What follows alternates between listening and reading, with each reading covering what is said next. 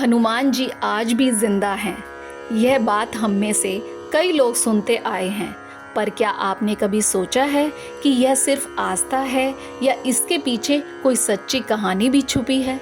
आज मैं आपको एक ऐसी रहस्यमयी, रोमांचक और आध्यात्मिक कथा सुनाने जा रही हूँ जिसे सुनकर आपके रोंगटे खड़े हो जाएंगे और श्रद्धा से आपका सिर झुक जाएगा। कहानी शुरू होती है त्रेता युग से, जब प्रभु श्री राम ने रावण का वध कर धरती को राक्षसों के अत्याचार से मुक्त कराया था।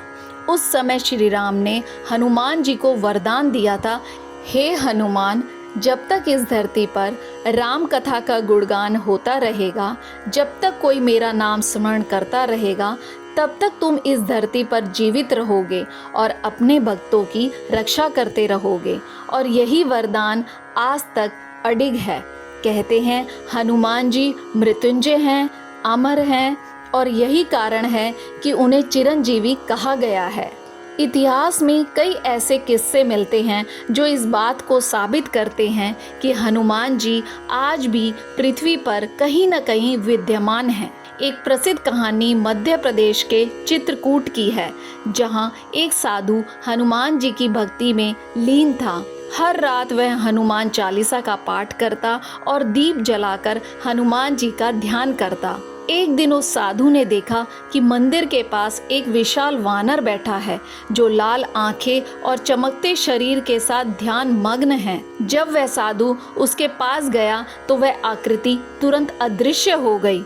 अगली रात उस साधु को स्वप्न में हनुमान जी ने दर्शन दिए और कहा, मैं तुझसे प्रसन्न हूँ, पर मेरी उपस्थिति को किसी पर जाहिर मत करना।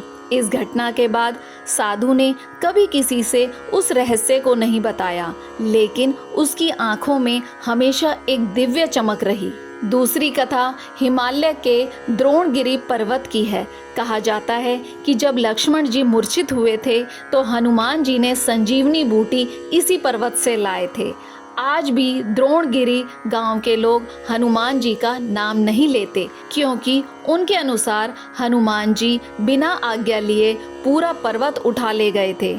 पर पर्वत के कई गुप्त स्थानों में आज भी कुछ साधु और तपस्वी ये मानते हैं कि हनुमान जी कभी कभी वहाँ प्रकट होते हैं और योग साधना करते हैं। अब आते हैं कुछ आधुनिक घटनाओं पर। साल 1988 में उत्तराखंड के एक गुफा में एक साधु को समाधि के समय एक दिव्य पुरुष के दर्शन हुए। उनका शरीर विशाल था, चेहरा तेजस्वी, और उन्होंने कहा, मैं पवन पुत्र हूँ, यहाँ योग कर रहा हूँ, क्योंकि जब धर्म संकट में होगा तब मुझे फिर प्रकट होना होगा। यह सुनकर साधु अचंभित हो गया। बाद में जब उसने खोज की तो पाया कि वह गुफा हमेशा बंद रहती है, पर कभी कभी अंदर से गूंजने वाली घंटियों की आवाज़ आती है। इसी तरह एक अन्य रोचक घटना आंध्र प्रदेश के अंजनाद्री पर्वत की है। वहाँ कई बार श्रद्धालुओं ने एक विशालकाय वानर की परछाई देखी है। एक बार एक युवक वहाँ तप कर रहा था। उसने प्रण लिया कि वह 41 दिन तक बिना बोले हनुमान चालीसा पढ़ेगा।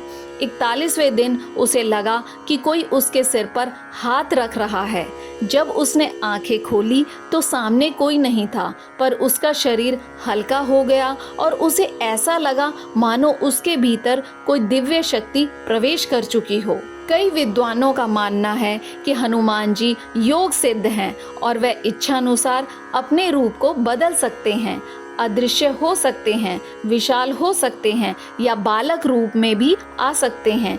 आज भी हनुमान जी के मंदिरों में अगर आप सच्चे मन से प्रार्थना करें तो कई लोगों को ऐसा लगता है मानो किसी ने उनके सिर पर हाथ रखा हो, कोई आशीर्वाद दे गया हो। सबसे प्रसिद्ध स्थान जहां हनुमान जी की जीवित उपस्थिति का प्रमाण माना जाता है वह है मनसा, झारखंड का एक जंगल। वहाँ कई स्थानीय लोग कहते हैं कि रात के समय किसी विशाल वानर की छाया चलती हुई दिखती है, और सुबह जब कोई मंदिर में जाता है तो वहाँ फूल चढ़े हुए मिलते हैं, दीपक जलता है जबकि दरवाज़ा बंद होता है।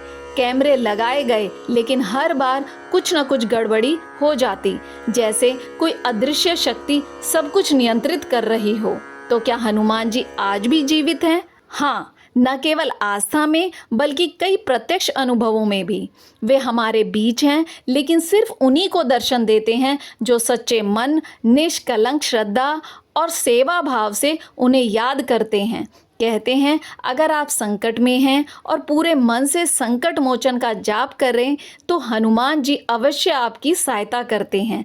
चाहे वह आपको दिखे या ना दिखे, उनका प्रभाव आपके जीवन में स्पष्ट रूप से महसूस होता है। तो अगली बार जब आप हनुमान चालीसा पढ़े तो ध्यान रखें, आप सिर्फ एक पाठ नहीं कर रहे, आप स्वयं हनुमान जी से संवाद कर रहे हैं। और हो सकता है जिस क्षण आप सबसे ज़्यादा दुखी हो, उसी क्षण कहीं ना कहीं हनुमान जी आपके कंधे पर हाथ रखकर कह रहे हों, डर मत, तेरा संकट अब मेरा है। आपको ये वीडियो कैसा लगा कमेंट में बताएं। जय श्री राम।